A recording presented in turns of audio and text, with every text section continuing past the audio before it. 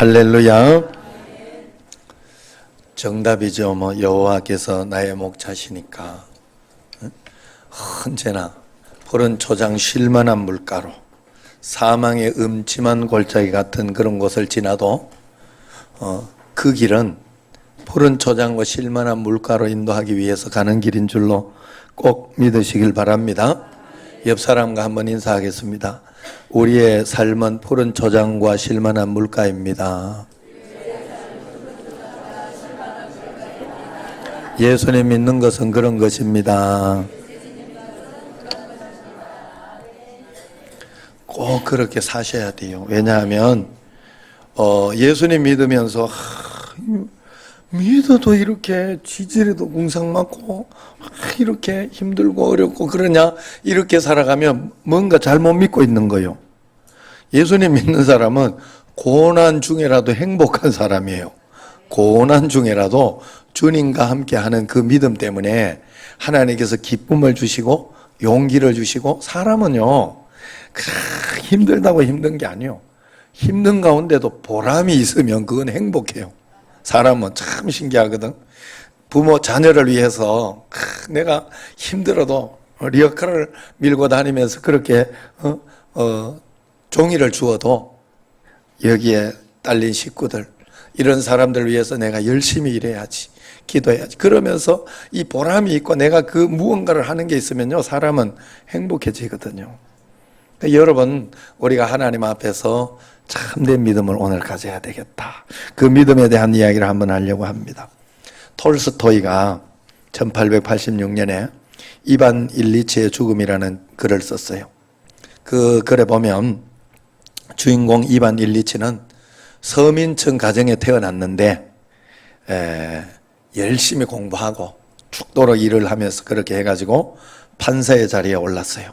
그러면서 인생 역전의 삶을 살게 되었죠. 그런데 그는 행복하게 계속 살지를 못했어요.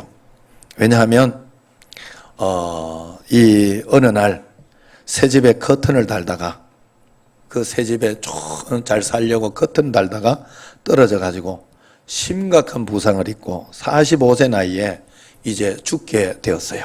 죽음을 맞이하게 되었어요. 얼마나 답답했겠어요? 제가 제 친구 중에 한 명이 이 나이에 42세인가 그때 죽은 친구가 있어요. 그 친구가 왜 기억이 나는가 하면 그저 공부도 못하고 이랬으면 그냥 일반적으로 그랬는데 걔가 육군사관학교를 나왔어요. 그리고 대위로 제대하면서 대위로 해서 밖으로 나오더라고. 밖에 나와서 이제 기업에 들어가서 좀 살만한데, 일하고 살만한데 암이 걸려 죽었어요. 내가 마음이 그때 이렇게 가보니까 아내가 그렇게 젊은 거예요. 어린 거예요. 40 이제 초반이니까 얼마나 그랬겠어요. 아내는 좀 나이가 적으니까. 그래서 내가 그걸 보면서 마음이 진짜 짠하고 안 됐던 그런 기억이 나요. 아마 지금 이반 일리치가 지금 그런 상황이에요. 45세에 죽으니 얼마나 속상하고, 그러면서 가족들이 원망이 되고 내가 너들 뒷바라지 하느라고 이렇게 됐다고 그러면서 원망되고 불평이 되고 그랬는데, 그런다고 해서 상황이 바뀌어지는 건 아니거든요. 우리에게 고난이 있고 어려움이 있고 힘든 일이 있을 때 사실 우리는 지혜롭게 잘 생각해야 됩니다. 내가 그걸 원망하고 불평하고 속상해하고 신경질 낸다고 그게 바뀌어지는 일이 아니에요. 빨리 받아들이고, 그것을 받아들이고 어떻게 하면 하나님 말씀 가운데 기도해서 하나님께서 더 좋은 것으로 인도하실 수 있도록, 그래서 지혜롭게 살아갈까, 그것이 우리에게 중요하더라고요. 살아가면서. 왜냐하면 우리는 저절로 사는 인생이 아니고 자유의지를 가지기 때문에 나에게는 나의 믿음과 내가 하나님 앞에서 믿음으로 살아보려고 하는 의지가 중요하더라, 이 말이에요. 여러분, 동물이나 식물은 저절로 살잖아요. 본능이잖아요. 여러분, 제비들 보면 어디 가르쳤어요? 제비가? 너 자식들 한번 쫙 따라와 봐라 이래가지고 그 먼 곳을 이렇게 와서 한번 해준 게 아니요. 그런데 본능으로 그냥 여기로 오잖아, 한국으로. 연어들 봐요, 연어들. 맞죠? 연어 열심히 잘 잡수시잖아. 이렇게 돌아왔을 때 이렇게. 회귀 본능. 본능이에요, 본능. 뭐 가만 놔둬도 본능으로 살아가게 돼 있어요, 자연은. 그러나 우리는 그렇게 살 수 없도록 돼 있어요. 우리는 하나님을 바라보고 주님과 함께 살도록 하나님이 그렇게 만들었다 하는 거예요.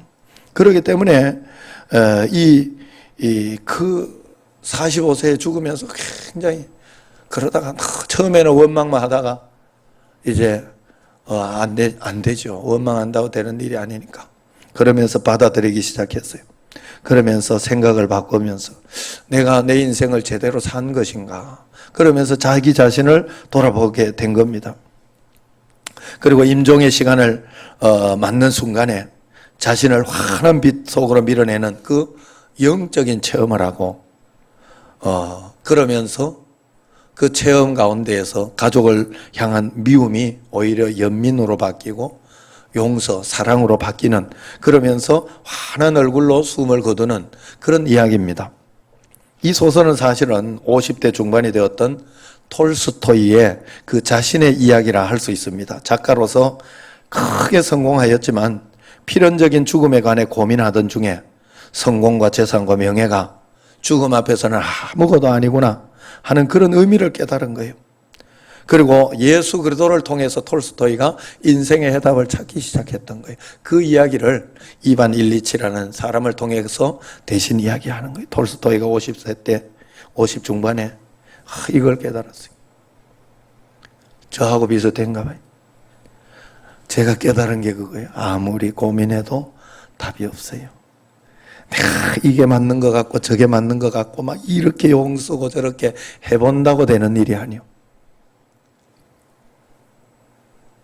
다만 하나님만 경외하는 거. 내가 꿈을 가진다고 그대로 되는 게 아니요. 하나님을 경외하면 하나님이 내게 가지고 있는 꿈을 하나님이 이루어 주셔요. 나를 통해서.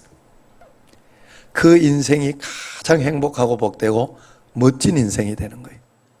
주님과 함께 여러분 동행하는 그런 인생 꼭 살으시기를 바라요. 그래서 지금 내가 죽음을 맞이한다면 내가 잘 살았다고 말할 수 있겠는가? 한번 여러분 생각해 봐야 돼요. 그래서 그 생각을 할 때 내가 잘 살고 있는지를 한번 점검하는 거예요. 죽음의 순간 하나님께서는 우리에게 너는 어떤 업적을 이루었냐? 돈은 얼마나 모았냐? 얼마나 유명한 사람이 되었느냐? 이것을 묻지는 않을 것입니다. 오직 주님께서 우리에게 묻는 것이 있다면 너는 매 순간 주님과 동행하며 살았냐? 하나님 나라를 위해서 심은 것은 무엇이 있느냐? 주님과 함께 받은 고난의 흔적은 너에게 있느냐? 너는 사랑만 하며 사랑하라 했는데 사랑만 하며 살았느냐? 이런 것을 묻지 않겠습니까? 우리가 이것을 항상 명심하고 있지 않다면 지금 땅을 치고 후회할 수밖에 없는 그런 삶을 살고 있는지 모르는 거예요. 영국에서 아프리카를 탐험한 사람 중에 대표적인 두 사람이 있어요. 하나는 세실 로드라는 사람이고 다른 한 명은 리빙스턴이라는 사람입니다. 세실 로드는 남아프리카에서 황금 전쟁을 일으킨 그런 사람으로 아프리카 원주민을 닥치는 대로 죽이고 또 노예로 사로잡아 왔어요. 그래서 다이아몬드, 금, 보석을 영국으로 다 가지고 왔어요. 그래서 그 당시 그는 애국자 취급을 받았습니다. 그러나 리빙스턴은 그 노예 제도가 하나님의 뜻과는 다르다.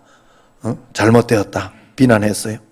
자기 조국 영국의 침략 정책을 신랄하게 비판했습니다. 그래서 한때 리빙스턴은 반역자라는 소리를 듣기도 했어요. 그러나 시간이 흘러 오늘날 세실 로드의 무덤을 기억하는 사람은 없어요. 그러나 리빙스턴의 묘는 웨스트민스터 성전 그 앞에 사람들이 가장 많이 다니는 거기에 위치하면서 사람들이 기억하고 그 정신을 기리는 겁니다. 지금 우리 인생이 모든 것이 혼란스럽지만은 가장 심각한 것은 무엇이 잘 사는 것인지에 대한 기준이 왜곡되어 있다는 거예요. 사람들은 온통 편안한 삶, 성공하는 삶, 건강한 삶, 풍요로운 삶, 유명해지는 삶을 성공과 실패로 그렇게 판단하고 있다는 것이죠. 그래서 우리는 더욱 정신 차려서 내 자신이 무슨 생각을 하고 살고 있는지 매 순간 내 자신이 꼭 돌아봐야 돼. 그렇지 않으면 세상이 주는 생각에 사로잡혀서 복되고 은혜로운 인생을 살지 못하는 거예요. 그렇게 살다가 어느 순간 주님 앞에 서게 될 것입니다. 그러므로 지금 이 순간 내가 가지고 있는 믿음이나 생각이 주님 앞에 얼마나 중요한지, 내가 갑자기 어느 날 하나님 나라 간다고 생각해 보세요. 천국에 죽는다 생각해 보세요. 내가 그때 가지고 있던 믿음과 그때 가지고 있던 헌신, 봉사, 이것이 그대로 올라갈 거 아니에요, 하나님 앞에. 내가 지금 가지고 있는 믿음이 그만큼, 생각이나 믿음이 그만큼 중요하다는 거예요. 오늘 말씀을 한번 돌아가 보면, 오늘 말씀은 예수님께서 겟세마네 동산에서 마지막으로 인류를 향해서 중보기도한 주옥 같은 굉장히 귀중한 말씀이에요. 여기에서 3절에 예수님은 이렇게 이야기합니다. 영생은 곧 유일하신 참 하나님과 그가 보내신 자 예수 그리스도를 아는 것이니이다. 그래. 여러분 천당 가려면 여기에서는 예수님을 믿어야 된다 이렇게 이야기한 게 아니에요. 여러분 천당 가려면 예수님을 알아야 된다 이랬어요. 이거 굉장히 중요한 거예요. 여러분 우리가 천당을 어떻게 갈 수 있는가 하면 주님이 나와 함께 계시기 때문에 주님과 함께 가는 거예요. 주님이 나에게 안 계시면 믿는다고는 하는데 주님이 교회는 오는데 주님이 나와 함께 안 계시면 내가 천당 갈 수 없어요. 마치 이런 것과 같아요. 우리 집에 이래 성민이 친구들이 있어요. 성민이를 안다고 이렇게 우리 집에 자기들이 마음대로 들어올 수 없어요. 성민이를 이렇게 안다고. 물론 뭐 한두 번은 들어올 수 있지만 성민이하고 함께 동행해야, 성민이가 옆에 있을 때는 무사통과 언제든지. 예수님이 나와 함께 계신 것을 내가 믿는다는 말은, 여기에 성경에서 이야기한다는 것은, 믿는다는 말은 안다는 말이다. 너희들은 예수님을 알아야 된다. 알아야 된다. 여기에서 안다고 할 때 여러분 지식을 생각하면 안 됩니다. 성경에서 안다는 것은 지식에 대한 이야기가 아니에요. 성경에서 안다는 것은 결혼해서 서로 동침하는 정도까지, 결혼 생활하는 것까지 아는 것을 성경에서 아는 것이라고 하는 거예요. 여러분 정말 거기까지 하나님을 깊이 알고 주님과 동행하고 있는지. 물론 처음부터 그것이 되지는 않아요. 처음은 주일 예배만 드리는 예배 정도로 그렇게 하나님을 알고 동행하고 가지요. 그러나 끝까지 그렇게 가면 믿는 것을 의심해 봐야 돼요. 점점 더 말씀에 반응하면서 예배를 더 참여하고 수요 예배, 철야 예배, 새벽 기도, 점점 더 하나님께 더 가까이 가는 그 영적인 성숙함, 성장함이 반드시 있어야 돼요. 그게 아는 거예요. 여러분은 얼마나 하나님을 알고 지내세요? 부부 사이처럼 그렇게 알고 지내냐 이 말이요. 그저 인사만 하고 지내는 사이 아닌지 모르겠어요. 예수님과 인사만 하고 지내는 사이? 아니면은 그저 예수님은 날 모른다 하는데 너는 알고 있다고 그렇게 하고 있는지 여러분 생각해 봐야 돼요. 여러분 아는 게 중요해요. 운동을 해도 아는 게 필요하고, 목회를 해도 아는 게 필요하고, 직장을 다녀도 아는 게 필요해요. 직장에도 그 라인이 있어요. 그거 가지고 너무 이야기할 거 없어. 왜냐하면 그 인맥이라는 거예요. 그게 인맥. 그 인맥은 내가 신뢰한다는 소리요. 신뢰한다는 소리. 물론 그것이 뭐 돈을 받고 청탁을 하고 이건 문제가 되지만, 그건 아니지만 신뢰함으로 인하여 내가 쓸 수 있는 것은, 그것은 굉장히 중요한 거예요. 서로 간에 신뢰가 있어야 된다는 거예요. 우리가 하나님 앞에 그런 신뢰, 서로 간에 인간관계가 있어야 돼. 내가 문 대통령 압니다만은 문 대통령 우리 교회에 내가 뭐 필요하다고 해달라고 이야기할 수 없어요. 나하고 상관이 없어요. 내가 박주영 선수도 알고 최용수 감독도 알아요. 그런데 박성민이 한번 내가 청탁할 수가 없어요. 그건 아는 게 아니기 때문에 그래요. 여러분, 하나님을 이렇게 혹시 알고 있지 않아요? 그냥 지식적으로 하나님과 나와는 상관없이 주님은 나한테 한 번도 응답해 준 적도 없어.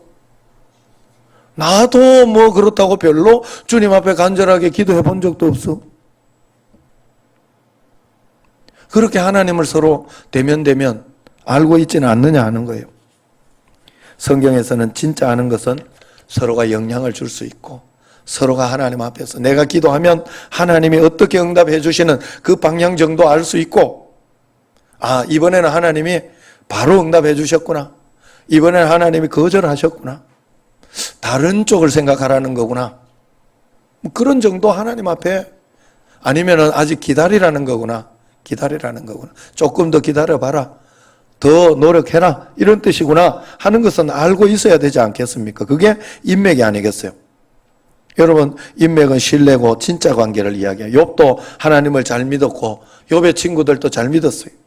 그런데 하나님은 욥의 친구들의 믿음을 인맥이라 하지 않았어요.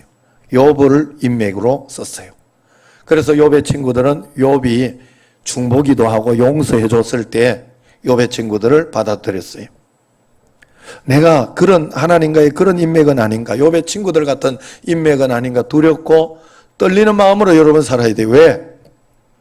사도 바울이 그렇게 예수님을 잘 믿는다고 생각하는 사도 바울도 그런 마음으로 살았다고 하잖아요.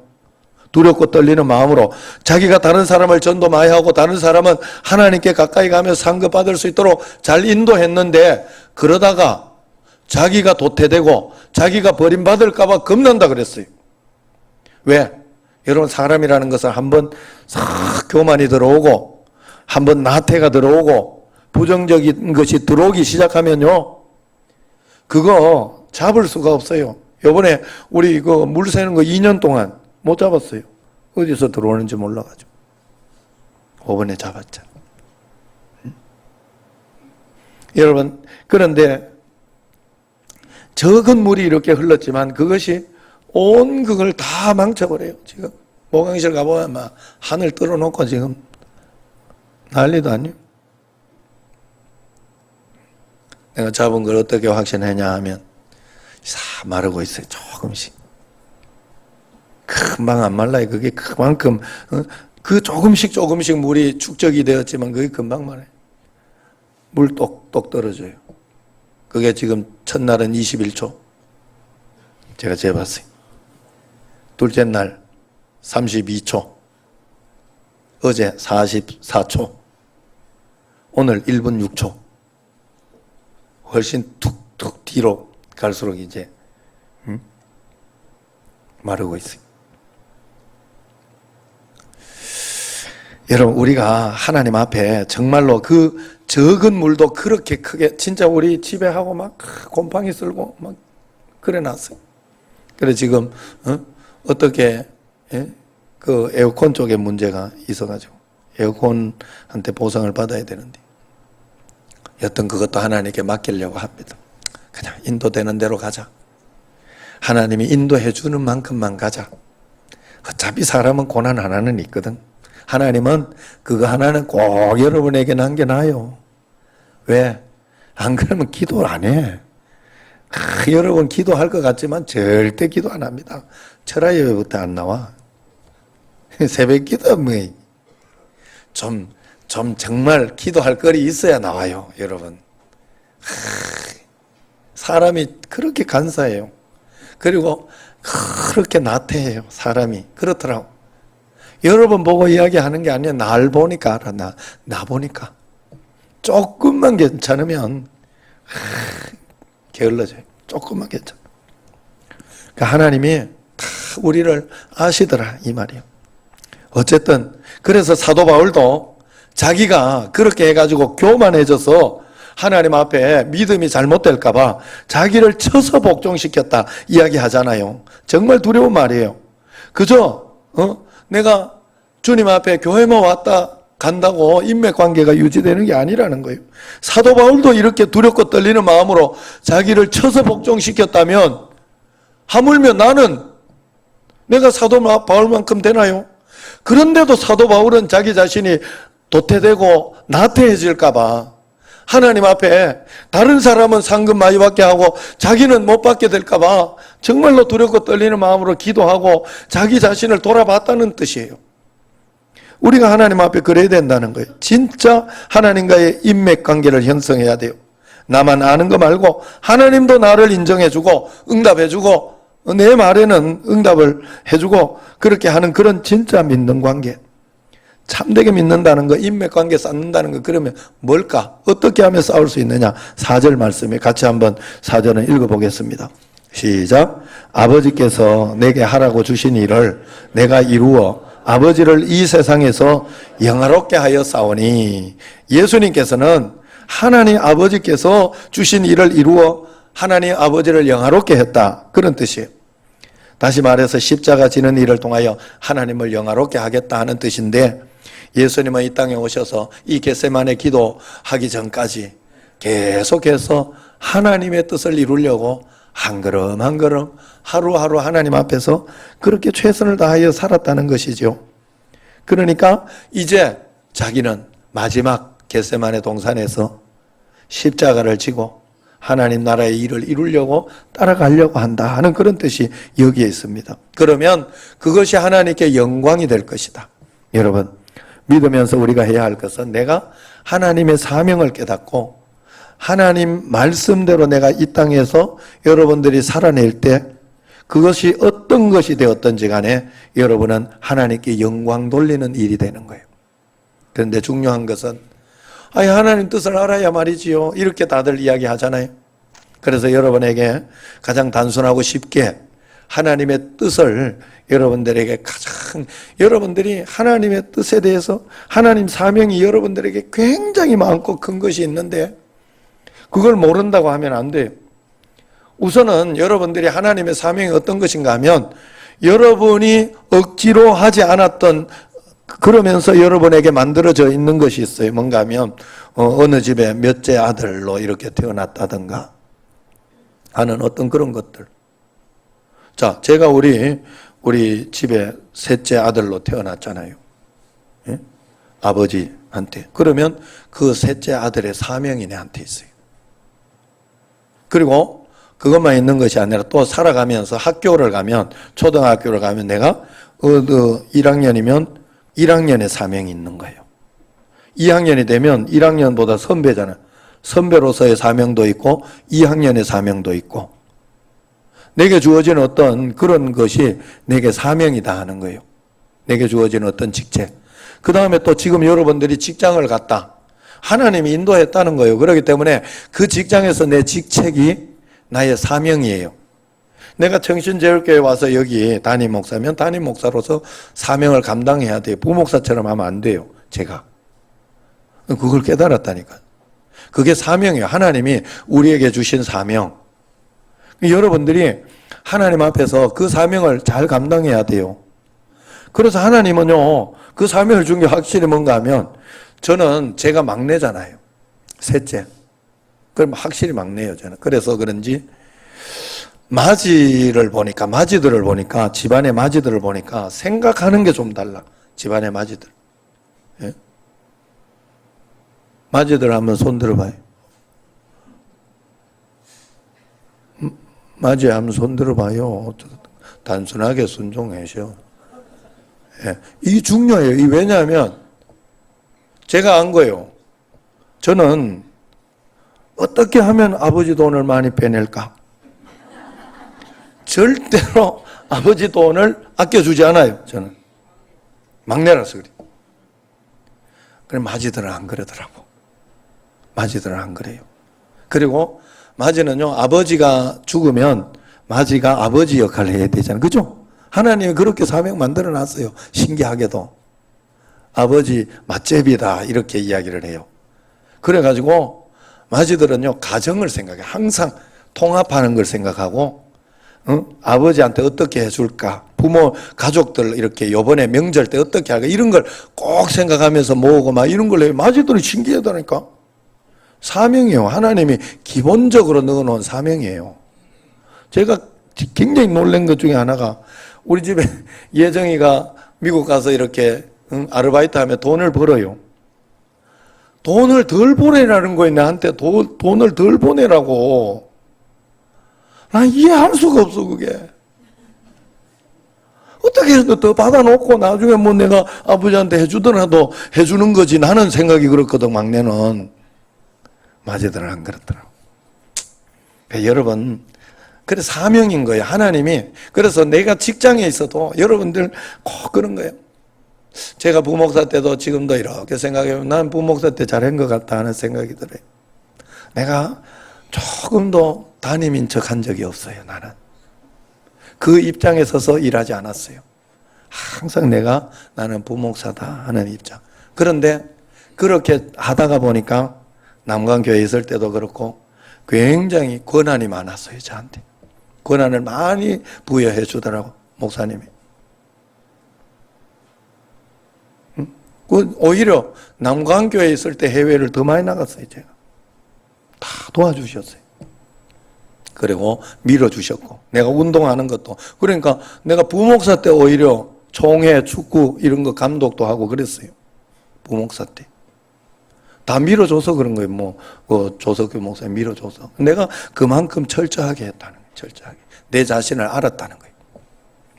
자기 위치를 알고 자기 사명을 감당할 줄 알면 하나님 앞에 그만큼 쓰임 받을 수 있어요. 그렇기 때문에 내게 주어진 내가 지금 처해 있는 위치, 상황이 하나님이 주신 사명인 걸 꼭 알아야 돼요.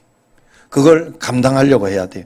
그런데 그걸 감당하려고 할 때 그저 내 힘으로만 하려고 하면 안 되고 여러분들이 두 번째 알아야 되는 게 뭔가 하면 여기는 이 세상의 논리와 원리만 가지고 살면 안 돼요. 여러분들이 나는 여기 대한민국에 사는 대한민국 나라 백성이다 이렇게 생각하면 여러분들이 영안이 아직 조금 덜 뜨인 거. 여러분은 대한민국에 살고 있지만 아니면 미국에 어디 가서 산다든가 아니면 다른 멕시코 태어난 사람이 있다든가 이렇게 하더라도 예수님을 믿은 사람은 그때부터 전 우주적인 눈이 열려서 나는 지금 여기 하나님의 나라를 살고 있다. 나를 통치하는 것은 세상의 권력과 세상의 논리가 아니다. 나를 지배하는 것은 하나님이다. 하나님이 나의 주인으로 그래서 나는 성경의 지배를 받고 성경 말씀의 말씀대로 살아가고 하나님의 통치를 받는 지금 그 삶을 지금 살고 있다. 여기에 지금 하나님의 나라를 내가 살고 있다는 마음으로 그래서 하나님 나라를 펼쳐내는 그런 마음으로 내가 내 사명을 감당해야 된다는 거예요. 그래서 하나님 나라를 여기에서 살려는 마음으로 사명을 감당하려고 하니까 여러분들에게 하나님의 음성이 들려야 돼. 그래야 하나님의 일을 할 수 있거든요. 그래서 그 음성 들으려고 하면 여러분들이 늘 지혜를 달라고 기도해야 돼요. 여러분 문제를 해결해 달라고 기도하지 말고 이 문제만 없으면 될 것입니다라고 그렇게 기도할 필요 없어요. 하나님 이 문제는 어차피 내가 이기는 자가 될 것입니다. 예수님을 믿는 믿음이 있기 때문에 이길 것입니다. 지혜를 주옵소서. 하나님 총명을 주옵소서. 어떻게 풀어낼까요? 어떻게 갈까요? 그냥 주님과 그 한 걸음 한 걸음 지혜를 구하면서 따라가면 돼요. 그냥 따라가면 돼요. 제가 요번에 첫 번째 물을 잡았을 때 2번 잡았어요. 첫 번째 물을 잡았을 때 계속 물이 떨어져. 이상하다. 조금 약간 좋아지긴 했는데 이게 멈추질 않아. 계속 물이 생기고 그러더라고. 이상하다. 2번째 이제 그랬는데 이제 마음속에 하나님 말씀 주셔가지고 요번에 이렇게 3일 저녁 기도해야 할 때 물 잡는 축복 줄 거다 마음속에 정말 말씀 주시더라고. 그래 나 그 축복 받을 줄 알았어요. 그런데 셋째 날 부목사님이 찾아냈어요. 자기 집에 그 에어컨 물이 반만 나오고 있다는 것을 발견했어요. 반은 밑으로 다시 들어가고 그게 물이 된 거예요. 셋째 날 예배드린 셋째 날 하나님 감사합니다 했는데 마음속에 계속 불안하더라고. 아직은 물이 나오고 있었거든. 그때만 해도 21초에 하나씩 떨어지는 때거든. 진짜 불안하더라고 마음이. 야, 이거 또 못 잡으면 어떻게 하지? 이거 아니면 어딜까? 어딜까? 정말 마음이 그랬는데 내가 마음속에 기도하면서 하나님, 못 잡으면 또 하나님 지혜 주시겠죠. 그냥 한 걸음 가겠습니다. 이랬더니 마음이 굉장히 평안해졌어요. 그리고 믿어지고, 그리고 거기에 대해서 내가 여러분들에게도 나는 다 잡았다고 믿었지만, 그렇지만 여러분들이 함께 기도하면서 내 마음의 불안함을 떨치기 위해서 함께 기도했어요. 철학 때도 기도하고 마음의 평안해요. 그래서 여러분 아까도 이야기했나 모르겠는데 21조, 32조, 44조, 오늘 1분 6초. 점점 시간이 여러분, 우리가 하나님 앞에 한 걸음 한 걸음 주님의 지혜를 구하면서 따라가면 됩니다.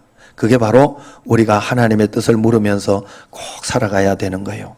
그렇게 우리가 살아가면 됩니다. 마지막으로 5절 말씀 읽도록 하겠습니다. 시작. 아버지여, 창세전에 내가 아버지와 함께 가졌던 영화로서 지금도 아버지와 함께 나를 영화롭게 하옵소서. 인간의 존재 목적은 하나님께 영광 돌리는 거예요. 하나님이 영광 돌리라고 표현하고 영광 돌리라고 사람을 만드셨어요. 그래, 우리는 하나님께 영광을 돌려야 되는데 어떻게 하면 영광 돌릴 수 있느냐? 찬양대 막 찬송 많이 부르면 영광을 돌리는 것일까? 봉사를 많이 하면 영광을 돌리는 것일까? 맞기는 맞는데 다 맞는 건 아니에요. 그것만 하면 틀릴 수 있어요. 반만 맞는 거, 반만. 난 장경동 목사님이 이 소리를 하길래 나 왜 저런 이야기를 했나 했더니 이 설명을 그렇게 해야 되더라고. 맞기는 맞는데 다 맞는 건 아니에요. 다 맞는 건 아니에요. 그래서 완성해야 다 맞는 거예요. 이게 중요합니다. 왜냐하면 요번에도 최성규 집사님이 전도하는 거를 전도가 최고의 상급이라는 걸 강조하다 보니까 헌신하는 거, 이걸 헌식장처럼 버리더라고. 청소하고. 나는 헌신을 굉장히 강조하는데, 그걸 헌식장처럼 버려가지고 내가 마음이 그랬어요. 그래가지고, 이거 다시 이야기해줘야 되겠다. 헌신도 중요해요. 헌신 중요한데, 전도하고자 하는 그 본질을 잊어버리고 헌신을 하고 그걸 가지고 자기 의를 삼으면 그건 아무 짝에도 쓸모없다 이 말이에요. 다 맞는 건 아니죠. 그죠? 마찬가지예요. 우리가 하나님께 영광 돌리는 것을 찬양하고 우리 예배 드리는 걸 통해서 결국 찬양 드리는 거거든. 모든 것이 찬양대 하는 것처럼 찬양하는 어떤 그런 말씀을 통하여 또 찬송을 통하여 다 그렇게 하나님께 찬양하는 건데, 그것이 하나님의 뜻 가운데 이루어져야 된다는 거예요. 하나님의 뜻 가운데. 내 마음대로 찬양한다고 하나님이 영광 받으시는 게 아니요. 하나님의 뜻을 따라서 정신제일교회에 2부는 이런 찬양대가 없어요. 2부에 와가지고 막 찬양대가 만들어야 된다. 그래야 하나님 영광 받는다고 이렇게 하면 안 돼요. 교회의 질서를 따라야 되고, 교회를 따라서 이렇게 한 걸음 한 걸음 순종하며 나아갈 때 그 순종이 진짜 하나님께 영광 돌리는 일이라 하는 거예요. 그래, 여러분, 우리가 하나님 앞에 그렇게 해야 돼요. 하나님 뜻 가운데 행해져야 된다는 거예요. 하나님 뜻 가운데 봉사, 헌신, 찬양. 그게 하나님 앞에 큰 축복이요. 하나님이 굉장히 영광 받으시는 거. 제가 몇 번 말씀드렸지만 김홍일 선교사 한국에 왔을 때 많은 것을 봤어요.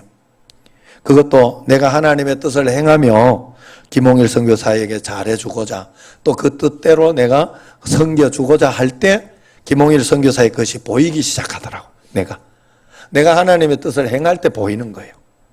그러면서 다 보니까 김홍일 선교사 하나님이 하나하나 인도해 주는데 머리부터 발끝까지 다 챙겨주시더라고. 한국에 왔을 때. 그리고 난 뒤에 여행까지, 여행에 드는 경비까지. 경비만 있는 것이 아니라, 경비는 카드를 받았지만 돌아올 때 친구들이나 선물 사주라고 그것까지도 하나님이 경비를 해주더라.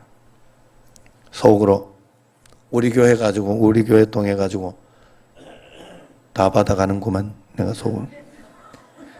이게 싹 들더라고, 마귀가. 싹 들. 그런데 또 다행인 건 하나님이 곧바로 내한테 말씀해 주셨어요. 뭐라고 했는가 하면, 그렇게 받는 거야, 원래. 한 사람만, 내 뜻을 행하는 한 사람만 있으면 돼. 뭐 이쪽 저쪽 집적대면서 많이 그럴 필요 없어. 하나만 제대로 있으면 다 해결돼. 정말 그 마음. 맞네요, 하나님. 맞네요. 제가 그 역할을 한번 잘 해보겠습니다. 잘 해보겠습니다. 사실 그 김몽일 선교사 와가지고 한국에 와가지고 설교 쫙 하는 그 설교 일정 내 다 잡아준 거예요. 그냥 끝. 요번 주 우리 큰형님, 다음 주 저 박신철 목사님, 저번 주 신광교회, 저번 주 저기 그 태안장로교회, 그전 주 석장교회, 그전 주 우리 교회 다 그냥 하나님 그냥 딱딱 인도해 주시는 거예요.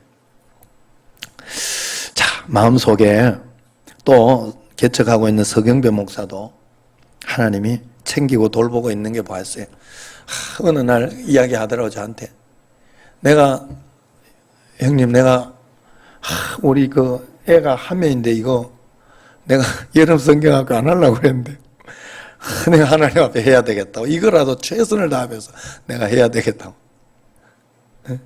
내가 전도사님하고 내가 하겠다고 이러면서 그래가지고 알았다. 그럼 아동부 할 때는 항상 경비를 내가 해줬어요.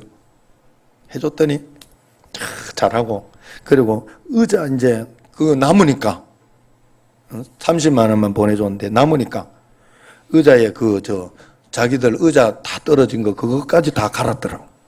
그래가 사진을 보내주니까 알죠.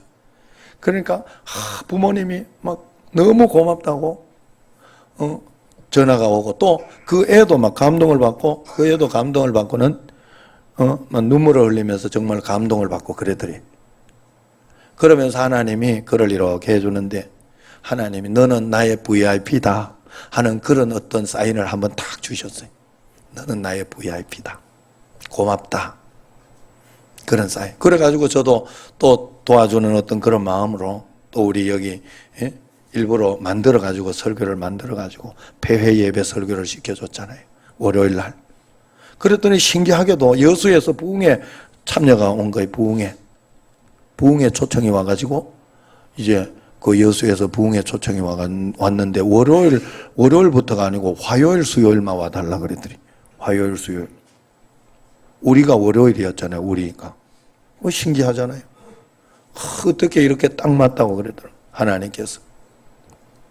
고맙다고. 그러면서 서목사가 전화 연락을 받았어요. 그 정선태 목사한테.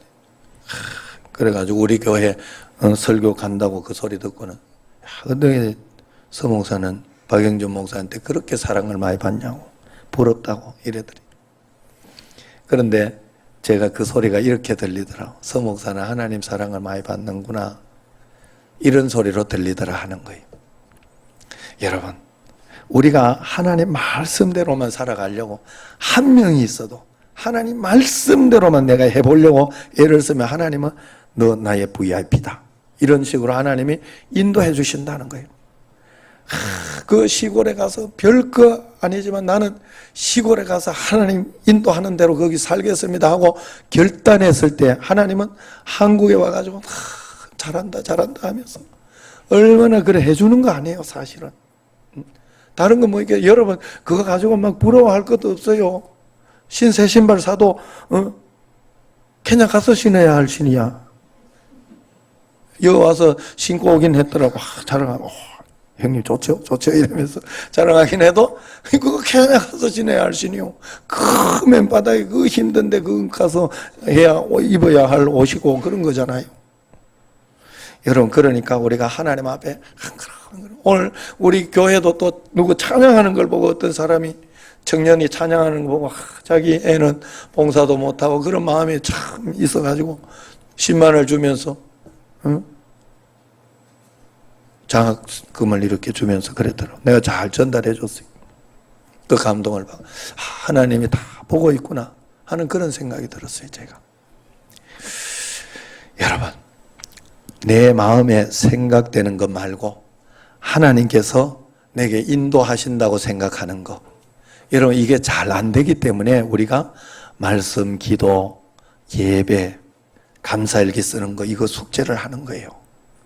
처음에는 숙제예요. 숙제를 잘해야 돼요. 여러분, 학생이 숙제를 잘해야지. 그래야 성숙해서 나중에 자기께 돼요. 숙제는요, 요번에 최성규 집사님이 뭐라 그랬어요? 뭐 하는데 의의가 있다 그래, 숙제는. 숙제는 검사가 의의가 있다고 그러잖아. 검사하는 게 중요하다고. 안 그래도 못 들었어요? 내만 들었나?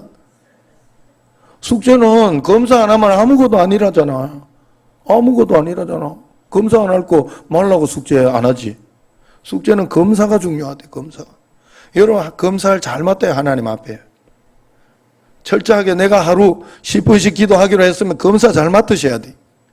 그게 여러분을 성장시키고 하나님 말씀을 듣게 하고, 그것부터 우습게 여기는데 어떻게 하나님 음성이 제대로 들리겠어요? 철저하게 해야지, 철저하게. 말씀대로. 그 숙제를 잘 해야 돼요. 그러면 하나님의 놀라운 역사 있습니다. 하나님 다 보고 있어요. 알고 있어요. 그래서 고난 중에도 너무 감사해요. 우리는 예수님 믿는 비밀이 거기에 있어요. 그냥 목양칠 막 이렇게 물 해놓고 이런데도 하나님이 이 21초, 42초, 1분 6초 감사한 거예요. 행복한 거예요. 잡혔구나. 마음속에 잡혔구나. 2년 동안 그런 거예요, 그거. 너무 감사한 거예요. 사람은 그럴 수 있어요. 고난이라고 다 슬픔이고 어려움이 아니에요. 고난 가운데 하나님이 함께 계신 걸 여러분들이 알고 믿고 깨닫게 되면 반드시 역사가 일어난다. 그 상급을 받을 수 있는 줄로 믿습니다. 오직 주님만 영광 받으시기를, 내 인생과 내 삶의 순종을 통하여 올려드리는 여러분과 저가 되기를 주의 이름으로 축원합니다. 기도하겠습니다. 하나님 감사합니다. 주님 안에 있는 우리가 말씀대로만 행하게 하시고 주님 뜻대로만 따라가서 한 걸음 한 걸음 주님께 지혜를 구하고 내게 있는 사명 잘 감당하고자 할 때, 말씀대로 감당하고자 할 때 주님 큰 영광 받으시고 내가 이 땅에서 영광 올려드리는 것이 되는 줄로 믿사오니 그 삶을 살아내는 저희들이 꼭 되게 하여 주옵소서. 예수님 이름으로 감사하며 기도드리옵나이다. 아멘.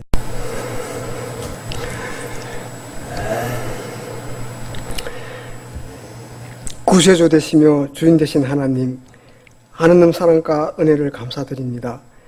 거룩한 주일 저희 가운데 임하여 주시옵소서.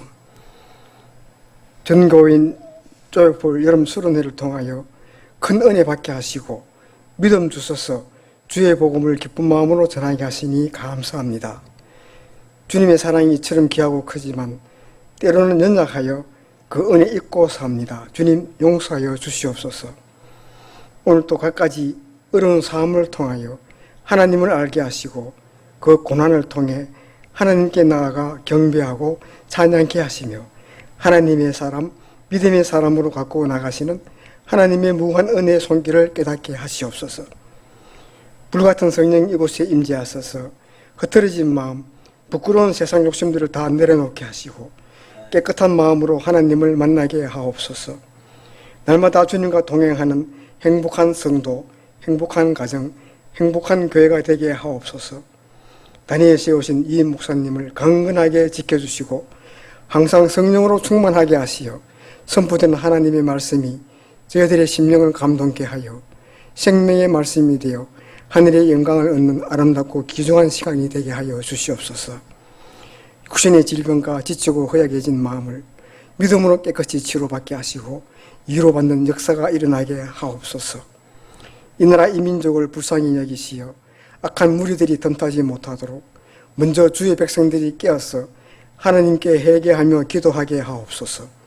주의 은혜로 이 민족을 돌이켜주시고 제약을 부리고 이 땅에 의와 공평이 가득하게 하시어 다시 한번 믿음의 반석 위에 굳게 서는 하나님의 백성이 다 되게 하여 주시옵소서.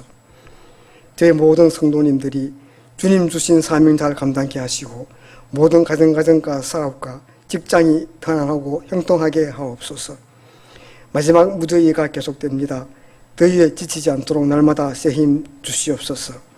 정성을 다하여 준비한 임마누엘 찬양대의 찬양을 우리 주님 기뻐 받아주시고 저희 모두에게도 은혜와 축복의 찬양이 되게 하여 주옵소서.